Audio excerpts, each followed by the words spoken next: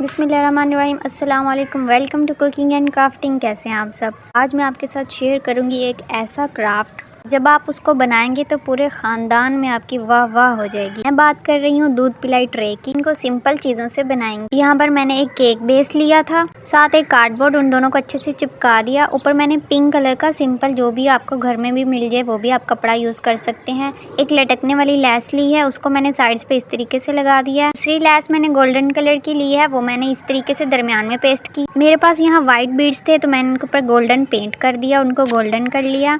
अब हम इसकी जो दरमियान वाली जगह बची है उसके अंदर हम इन तमाम बीड्स को ग्लू के साथ अटैच कर देंगे और हमारी मज़ेदार सी, क्यूट सी, प्यारी सी, सिंपल तरीके से तैयार हुई ट्रे बिल्कुल रेडी है। सिंपली घर में पड़ी हुई चीज़ों से आप आसानी से कुछ भी बना सकते हैं। इसको आप अपनी मर्जी से मज़ीद डेकोरेट भी कर सकते हैं। मैंने यहाँ ब्राइड और ग्रूम का फर्स्ट लेटर लिखा है। नेक्स्ट वीडियो में मैं आपको पेन बनाना सिखाऊंगी, तो मेरे चैनल के साथ जुड़े रहिए। अल्लाह हाफ़िज़।